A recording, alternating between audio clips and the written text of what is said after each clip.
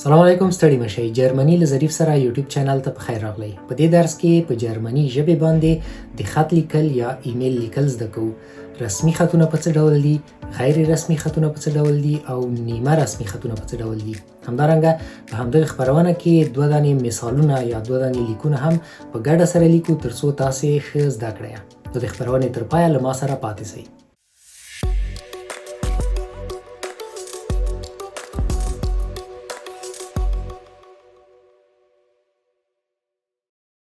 بسم الله الرحمن الرحیم.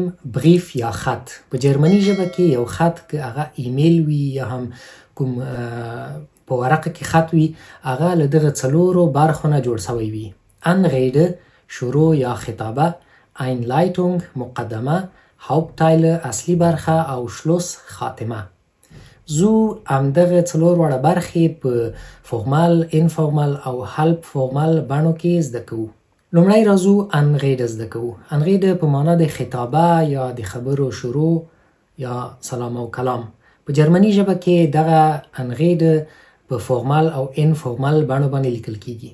په رسمي نامه یا فورمال خطونو کې sehr geehrte Damen und Herren لیکو. دا په هغه صورت کې چې زموږ مخاطب کس یا انشپریخپارتنر معلوم نه وي. که چیرې موږ یو شرکت یا مکتب یا کوم دولتي دفتر کوم ځای ته کومه نامه لیږو او زموږ هغه مخاطب کس نوم راته معلوم نه وي چې مشخصا کوم چاته موږ دا نامه لیکو، نو له دغه انریده نه کار اخیستلی سو. sehr geehrte Damen und Herren، محترم آغلو او ښاغلیو، داسې یوه معنا ورکوي. که چیرې زموږ دغه انشپریخپارتنر نوم راته معلوم وي، هغه مخاطب کس چاته چې موږ نامه لیکو دغه نوم راته معلوم وي او هغه یوه ښځه وي، بیا ورته لیکو sehr geehrte Frau Nowak. د هغې تخلص لیکو فراو نوواک. پام وي چې په رسمي نامو کې او رسمي ځایو کې هیڅ وخت څوک په خپل نوم باندې مخاطب نه کوي. یا مکمل نوم ورته اخلی، نوم او تخلص، او یا تنها تخلص. په همدغه ډول که زموږ انشپریخپارتنر یو سړی وي، sehr geehrter Herr Müller. sehr geehrter Herr Müller. د هر کلمه ورته کارو او دغه د geehrter کلمه په آخره کې یو دانه آر اخلي. adjective declination. صفت باید چې د نارینه او د ښځینه لپاره سم ولیکئ. د انغیده په آخره کې یوه کامه هرو مرو لیکل کیږي. لکه همدلته چې ګورئ د هر انغیده په آخره کې یوه دانه کامه موږ ورکړې ده. انفورمال یا غیر رسمي نامو کې بیا د هغه کس نوم لیکو، مخې ته لیبه یا لیبه لیکو. که چیرې ښځه وي لیبه الینی، که چیرې سړی وي لیبه پابلو. آر ته مو پام ده، د لیبه کلمې یو دانه آر اخیستی ده یا یو دانه ای اخیستی ده. ما په انګلیسي کې آر ویلې، ای اخیستی ده او دغه د نارینه لپاره ای اخلي. په همدغه ډول باندې موږ نور انغیده هم لیکلی سو، لکه هلو الینی یا هلو پابلو. دا غیر رسمي نامې دي. غیر رسمي نامې موږ چا لپاره لیکو؟ خپل دوست، ملګری، همصنفی یا په وظیفه کې یو همکار چې هغې سره ښه ملګرتیا لرو، غیر رسمي نامه ورته لیکلی سو. ورځو اینلایتونگ und هاوپټایل، مقدمه او د متن اصلي برخه. په رسمي نامو کې sehr geehrte Damen und Herren نه وروسته یوه مقدمه لیکل کیږي چې هغې کې کیدای سي د نامې دلیل ولیکئ چې ولې دا نامه تاسې لیکئ، یا هم منندویي ولیکئ. دا مقدمه هر څه کیدای سي، خو هر څه چې لیکئ وروسته له دغه sehr geehrte Damen und Herren نه کامه لیکئ او لاندې بیا په کوچني توري باندې خپله جمله شروع کوئ. لکه ich schreibe ihnen weil دغه ich کلمه په وړکي توري باندې لیکل شوې ده. نور متن یا اصلي برخه د ایمیل مکمل تاسې د زی، اینن، ایا له دغه کلمو نه د مخاطب لپاره کار اخلئ. دا احترامانه او رسمي ضمیر ده د مخاطب لپاره. او که چیرې تاسې د تیرې زمانې په هکله باندې څه لیکل غواړئ، بهتره ده چې له پښې نه کار واخلئ، ځکه په رسمي خطونو کې پښې زمانه ډیره کارول کیږي. البته که تاسې له ډس پرفیکټ نه هم کار واخلئ څه ستونزه نه لري. او په امتحان کې هم که چیرې تاسې د پریټریټوم په رسمي نامه کې د پریټریټوم پر ځای باندې داس پرفیکټ وکاروو نو ستاسې نمرې نه کمیږي، مشکل نشته، خو بهتره دا ده چې پریټریټوم وکاروئ. په انفورمال کې هم په همدغه ډول باندې وروسته له انغې نه یو کوچنۍ مقدمه یا د ایمیل دلیل یا هم یو منندویي یا یو شی لیکل کیږي او دا هم په کوچني توري باندې شروع کیږي. Liebe Eleni, ich schreibe dir, weil نور متن ورپسې لیکئ. په ټول متن کې د دو، دیا، داین له ضمیرونو همدارنګه صفتونو نه د مخاطب کس لپاره کارول کیږي. دا انفورمل یا غیر رسمي نامه ده. او په دې کې له داس پرفیکټ نه کار اخیستلی شئ که چیرې د تیرې زمانې په اړه باندې خبرې کول غواړئ. په وروستۍ برخه کې یا خاتمه کې mit freundlichen Grüßen او د دې نه وروسته خپل نوم او تخلص لیکئ. علي احمد نوابی. اول نوم راځي او بیا تخلص. پام مو وي چې یوازې نوم یا یوازې تخلص ونه لیکئ. نوم مکمل لیکل کیږي. علي احمد نوابی. په غیر رسمي نامو کې بیا په همدغه ډول باندې د خاتمې لپاره لیکلی سو liebe Grüße یا هم viele Grüße یا لیکلی سو bis bald او په آخر کې یوازې خپل نوم لیکئ. علي. دا دی غیر رسمي یا دوستانه نامې. اوس راځئ چې مثال کار کو. په عملی مثال کې وګورو چې څنګه داسې نامه او ایمیل منګه لیکلی سو.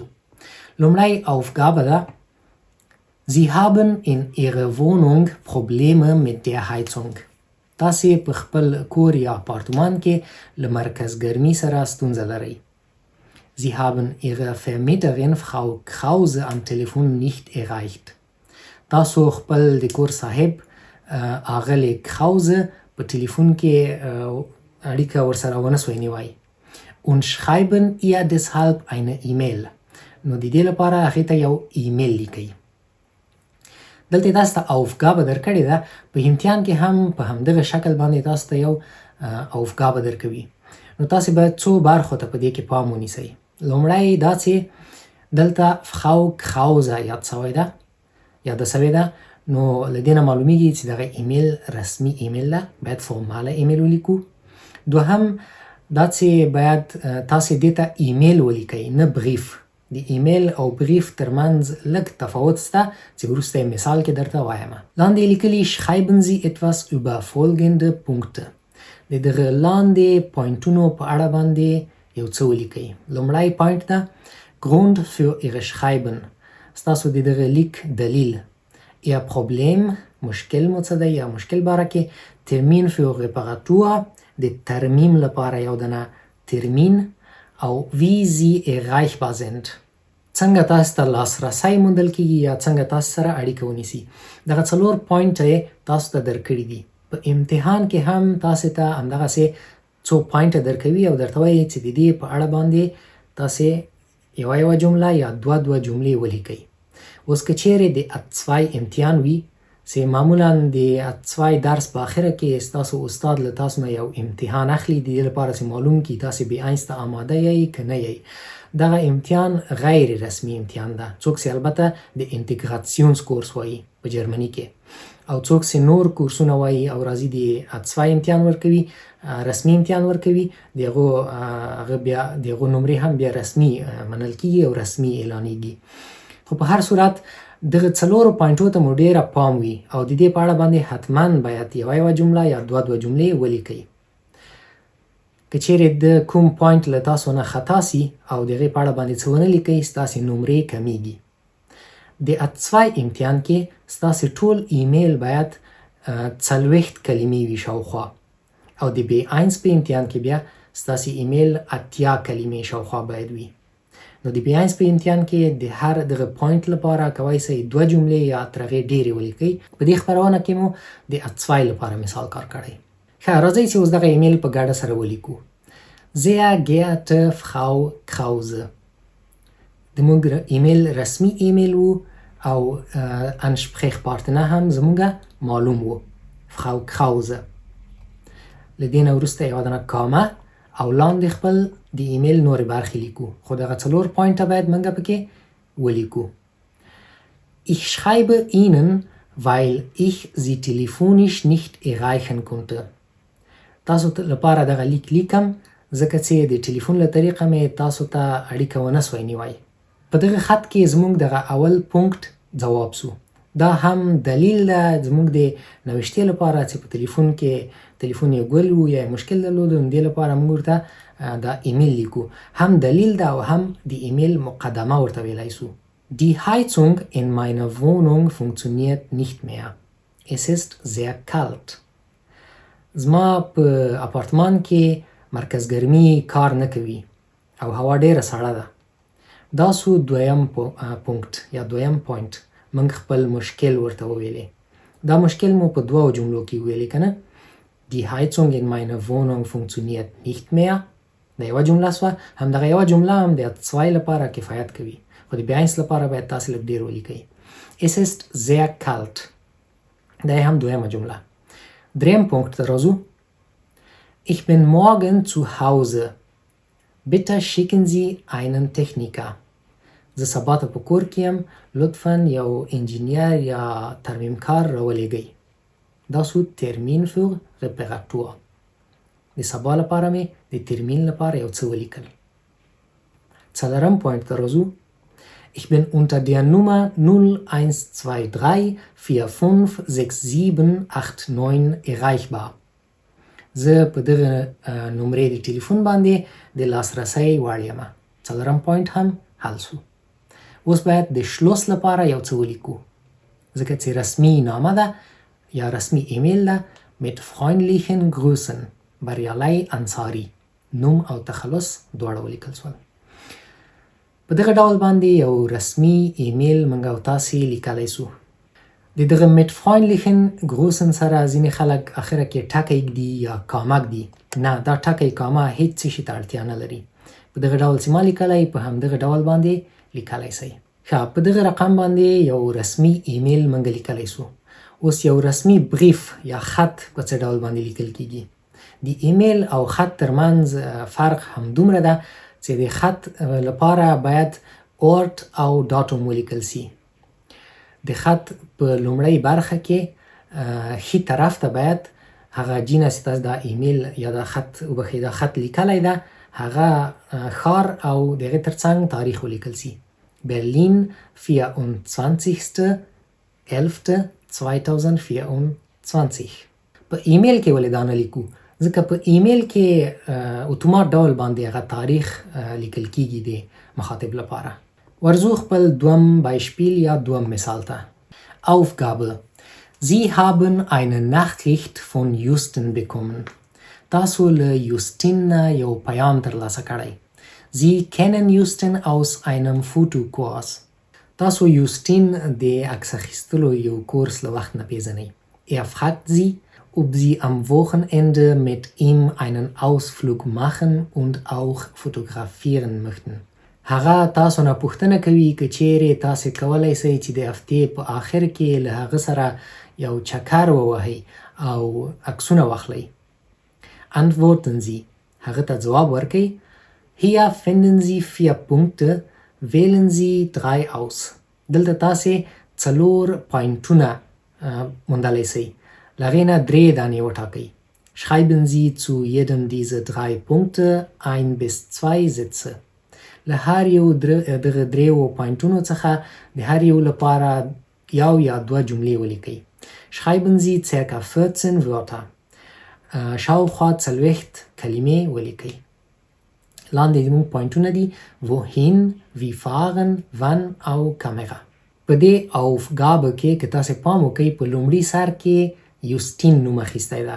د دې نه معلومیږي چې دا یو غیر رسمي خط باید موږ ولیکو، ځکه هیا یوستین یا فخاو یوستین یا د هغې تخلص نه ده راغلی، مستقیم یې نوم اخیستی. او بل هلته یې ویلي چې دا په کورس کې د عکس بردارۍ په کورس کې ستاسې همصنفی و. نو ایمیل غیر رسمي ده.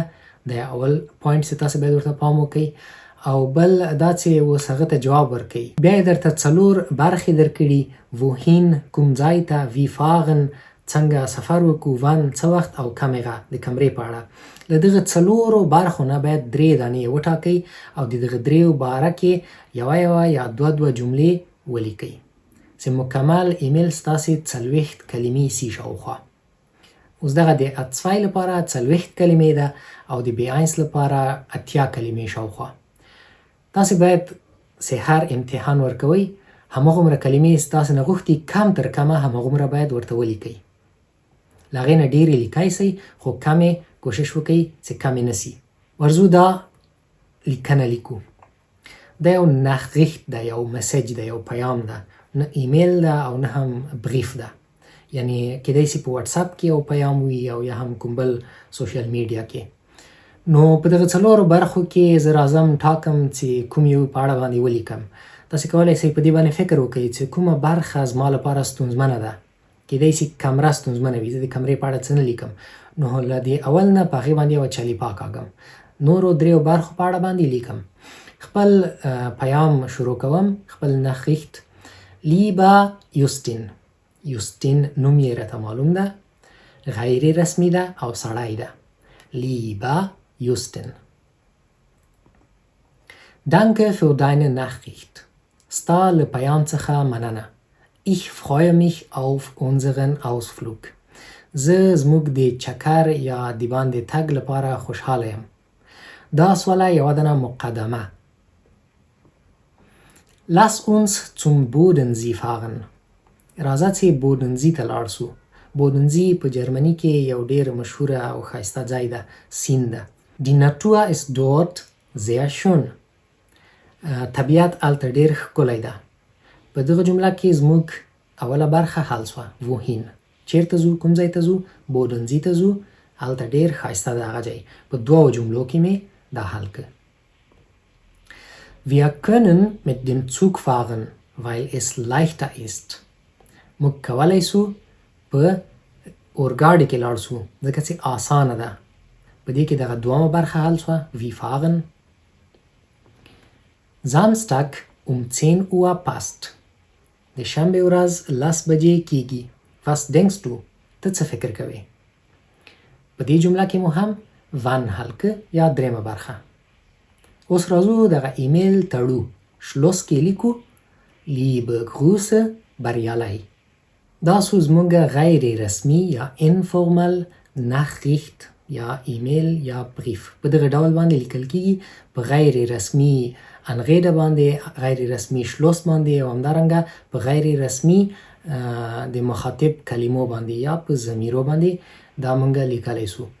که چیرې تاسو ته تاسې یو بریف یا ایمیل په B1 یا DTZ Prüfung کې راسي، نو هلته هرومرو تاسو نه 80 کلمې ایمیل غواړي لومړی، او دوهم تاسې د هغې ایمیل په لیکنه کې باید هغه ګرامرونه چې د B1 مربوط کیږي هغه وکاروئ، لکه ډېر Nebensatz وکاروئ، indirekte Frage وکاروئ، همدارنګه ګینیټیف وکاروئ. باید دغه ګرامرونه پکې وکاروئ تر څو تاسې د B1 لپاره هغه نمرې پوره کړئ.